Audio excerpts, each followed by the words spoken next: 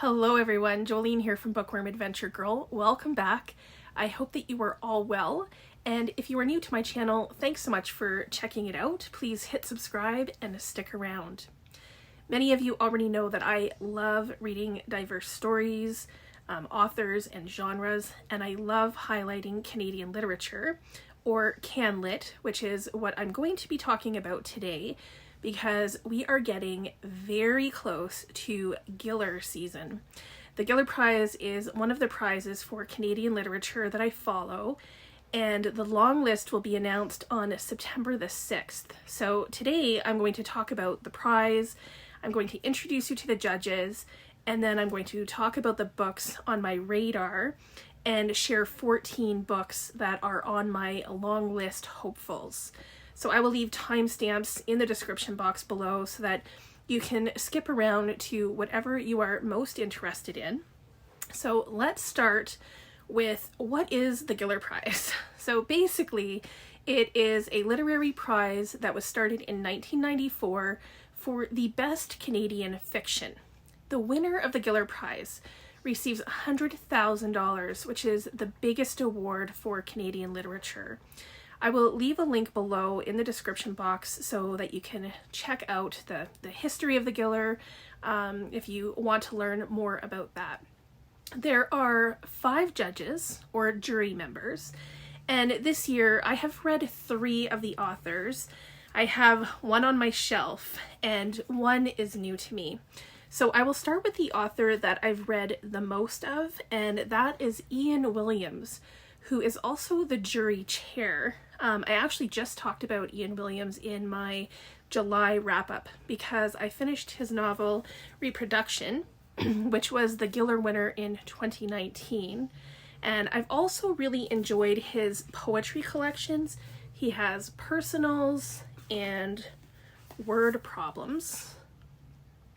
And then I'm going to give you a sneak peek at my book haul because I picked up his nonfiction book, Disorientation. And I believe that Ian Williams is currently living in Toronto. Sharon Bala is the next author that I know, and she currently lives in Newfoundland. And she wrote The Boat People, which is a book that when it came out made a big splash. And I had the opportunity to be part of a breakfast and conversation with Sharon where she talked about her book and her writing process. And I'm looking forward to whatever it is that she writes next. The next jury member is Brian Thomas Isaac, who is from BC. He is an Indigenous author, and I read his debut novel, All the Quiet Places, last year. It had been longlisted for the Giller Prize. And then the next author has been on my radar for a very long time, and it's Rebecca Makkai. I believe she lives in Chicago, and I have had The Great Believers on my shelves for at least 3, maybe 4 years, and I have heard so many good things about this book and this author, so I really, really need to read this. And then the final jury member is Neel Mukherjee, who divides his time between England and the US. And I wasn't aware of any of his books, but when I looked into his work, I saw that The Lives of Others was shortlisted for the Man Booker Prize. So these are the 5 jury members that will be picking a long list from all of the submissions. This year there are 230 plus submissions, and I'm just going to pause here just for a second to say that one of the things I love about the Giller Prize is how transparent it is. I've been watching a lot of booktubers do videos on the Booker Prize, and some people are upset that certain books weren't on the long list, but they don't even know if those books were eligible. And what the Giller does is they have a list called Craving Can Lit, and throughout the year as submissions come in, they update that list. So we know exactly what books are being considered. And I will leave a link to the Craving Can Lit list below so that you can have a look if you are interested. It's a great list. Last year I went through all 230 plus books and I highlighted 24 of them, but I didn't do that this year. I looked it over, and as usual, one of the other things that I do love about the Giller is how diverse it is. It has all kinds of genres, BIPOC authors, authors that identify as LGBTQIA2S+, and then as usual, the other thing is that the list always makes me realize how much Canadian talent we have and how many authors I have never even heard of. This year, out of the 230 plus books, I've only finished reading one of them. And I also have several coming up on my TBR, so I will be getting to a few of them shortly. I've divided the books I'm going to be talking about into 4 categories. I'm going to talk about the books on the list that I own. Then I will talk about authors on the list that I have read. And then next I will talk about authors I own their books but haven't read them. And then finally I will talk about the books still on my radar. So after I go through all of those, I will give you my 14 hopefuls. Last year I gave 12 hopefuls because traditionally I think the long list has been 12 books, but they surprised me last year with 14 books on the long list. So I am going to stick with that, and it allows me to tell you about 2 more books. So I own 7 of the books on the Craving Can Lit list, and some of these are going to be another sneak peek at my book haul this month, because all of these, I think except for one, are new to my shelves. So when you see several of these show up in my book haul next week, like, please just act surprised. So first up is Bad Cree by Jessica Johns, which is the only book on the list that I've read. I just finished it a couple of days ago. This is a debut horror novel about a woman whose sister has died, and now her dreams are affecting her. So I will be talking more about this in my monthly wrap-up. Once Upon an Effing Time is by Buffy Cram. It's a great title. It's described as quirky and darkly funny, plus it's a coming-of-age story, so all of those are buzzwords for me. Her Body Among Animals by Paola Ferrante. This is a debut short story collection of various genres about women challenging the boundaries placed on their bodies. And then many of you know Lindy from Lindy's Magpie Reads, who also reads a lot of Can Lit. And Lindy was very kind to send me 2 books. The first is Really Good Actually by Monica Heisy. This is another debut novel, and it's about a woman searching for joy. And then she also sent me To the Forest by Anais Barbeau-Lavalette, and this is translated from the French by Rhonda Mullins. This is about 2 families during the pandemic who turned to nature. So, and then the final 2 books that I have e-arcs for. One is Then She Fell by Alicia Elliott, and I have read Alicia Elliott's essay collection called A Mind Spread Out on the Ground, and I really enjoyed it. She's a great writer. And Then She Fell is her debut novel, and it's a dark horror story about an Indigenous family. And then the final book in this category is one of my most anticipated books of 2023. I have pre-ordered it, even though I do have the e-arc, and I can't wait to get it. It's A New Season by Terry Fallis, and it is coming out next week. Many of you already know that I love Terry Fallis, and I have high hopes for this book because Fallis has stories with like quirky characters. He always makes me laugh, and I really enjoy his heartwarming stories. I have read everything by Terry Fallis except his book No Relation, which I still have on my shelf, but I might read A New Season first.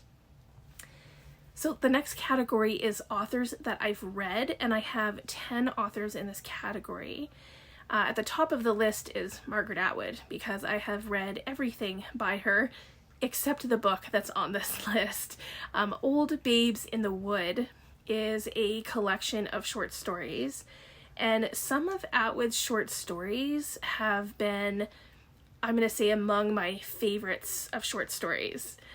The next book I have ordered, but it hasn't arrived yet. I'm hoping it will get here soon. And that is Fane by Anne-Marie MacDonald, who is an auto-buy author for me. I love Anne-Marie MacDonald. I have all of her books, and I think I only have one other that I haven't read. I've been hearing really good things about Fane, and I'm not surprised because I know that Anne-Marie MacDonald's writing is just, it's excellent.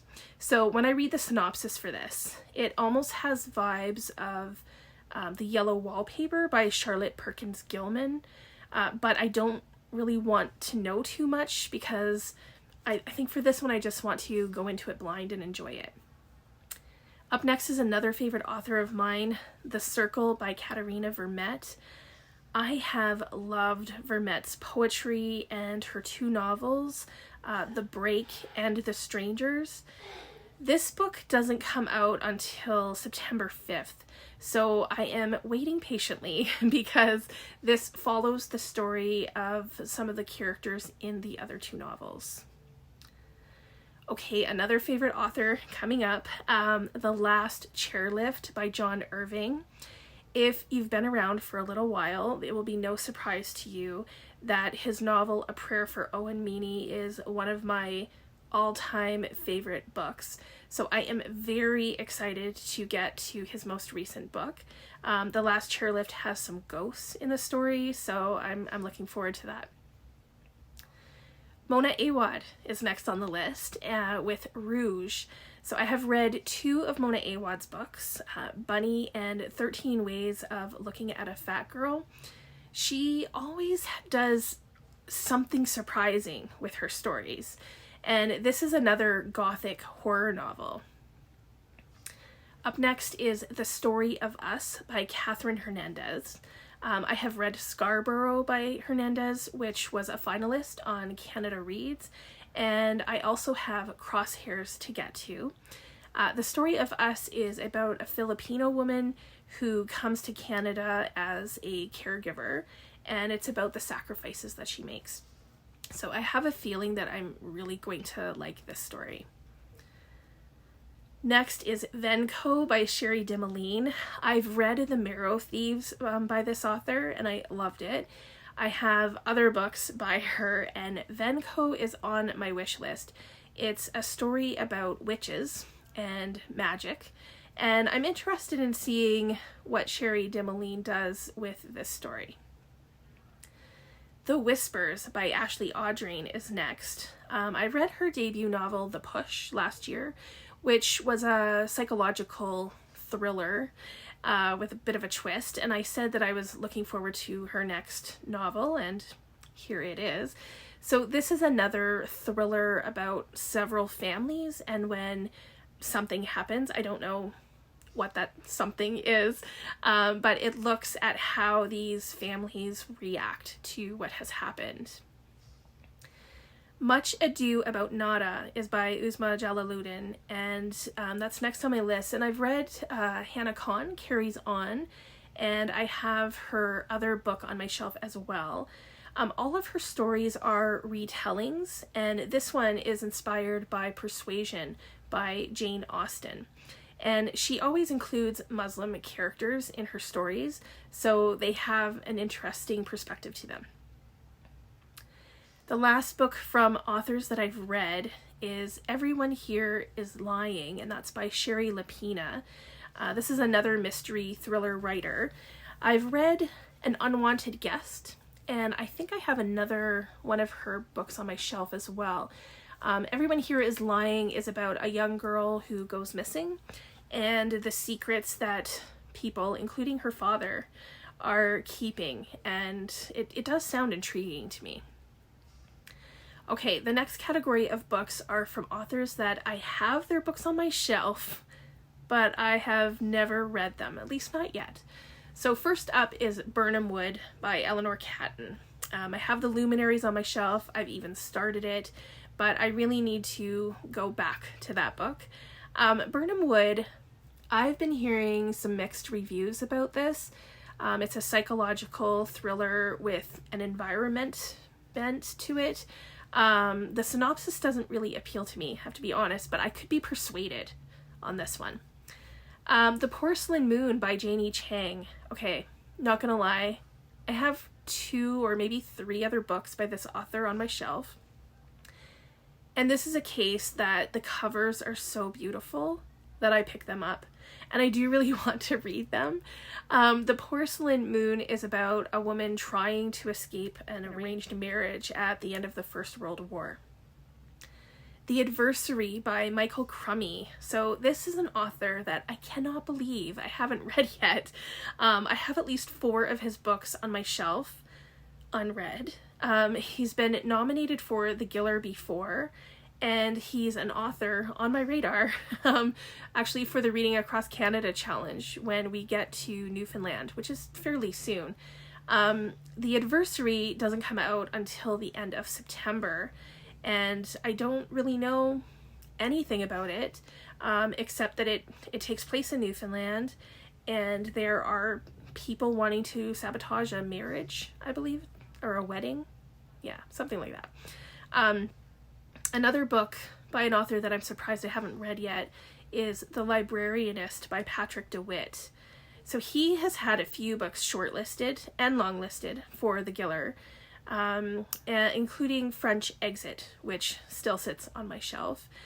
So maybe this will be his year. The Librarianist is about a retired librarian that begins volunteering at an old age home, and I think we kind of reflect with him back on his life. Next is probably the most surprising author that I haven't read, because I have at least 6 or maybe even 7 of their books on my shelf. I Only Read Murder is by Will and Ian Ferguson. This is a brother team, and I've had Will Ferguson on my radar and TBR for way too long.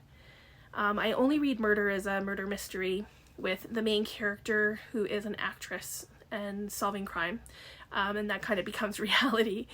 And then the last author in this category is Vincent Lam and his book On the Ravine. This is a story about addiction and the fentanyl crisis. So I have had Vincent Lam's Giller Prize winning novel, Bloodletting and Miraculous Cures, on my shelf for almost 20 years, like when it first was published. So this is an author that I really need to read. And then the final category is authors on my radar. So many of them I've already talked about in the video that I did about 30 Canadian authors making a mark. I think there are going to be some real gems in that list. So I have 13 authors from the Craving Can Lit list, to share with you, that are on my radar that I think have a good chance of being longlisted for the Giller this year. I'm going to go through these pretty quickly. I'm not going to say too much. So first is Camp Zero by Michelle Min Sterling. This is a dystopian story that takes place in northern Canada. Sunshine Nails by May Nguyen is about a Vietnamese Canadian family trying to keep their nail salon open. A History of Burning by Janica Oza is a debut historical fiction novel about survival and its effects on a multi-generational family. Chrysalis by Anuja Varghese is a short story collection about women of color, queerness, family, and community. In the Upper Country by Kai Thomas, this is about the Underground Railroad and Indigenous communities. Nothing Good Happens in Wazirabad on Wednesday by Jamaluddin Ram. This is about tensions in Afghanistan in the 1990s. Hold My Girl by Charlene Carr is about 2 women whose eggs are switched during IVF. The Berry Pickers by Amanda Peters is about a young girl who goes missing and a case that goes unsolved for almost 50 years. And then River Mama by Zalika Reed Benta. This is another Giller-nominated author. This is about a woman who is stuck in her life and then finds herself on quest or an adventure in the streets of Toronto. The Almost Widow by Gail Anderson Dargatz. This is a thriller about a husband that goes missing and the wife who just won't stop looking for him. Next is Study for Obedience by Sarah Bernstein, which might sound familiar to people because it has been longlisted for the Booker Prize. So this is about a woman who becomes her brother's housekeeper after his wife leaves him, and strange things begin to happen. Closer by Sea by Perry Chafe. This is a debut coming-of-age novel about a young girl who goes missing. This seems to be a popular trope, actually, in this list. And then the final book on the list is Emily Wilde's Encyclopedia of Fairies by Heather Fawcett. I first heard of this book on Danni's channel from Danni Dabbles, and I didn't know that the author was Canadian, so that was a really nice surprise. So this is about a professor who travels north to study fairy folklore. So these are all of the books and authors that are on my radar for the Giller this year. So from over 230 entries to almost 40 titles, and then now I'm going to tell you my 14 hopefuls for the Giller long list this year. So these are the 14 books that I want to read most, and I would be thrilled if they were selected for the long list. And I'm going to start with Bad Cree by Jessica Johns, To the Forest by Anais Barbeau-Lavalette, The Whispers by Ashley Audrain, A New Season by Terry Follis, Fane by Anne-Marie MacDonald, The Circle by Katarina Vermette, The Story of Us by Catherine Hernandez, Camp Zero by Michelle Min Sterling, Closer by Sea by Perry Chafe, The Berry Pickers by Amanda Peters, In the Upper Country by Kai Thomas, Nothing Good Happens in Wazirabad on Wednesday by Jamaluddin Aram, Hold My Girl by Charlene Carr, and The Last Chairlift by John Irving. So we will see if I have any of these correct. The Giller Prize long list will be announced on September the 6th.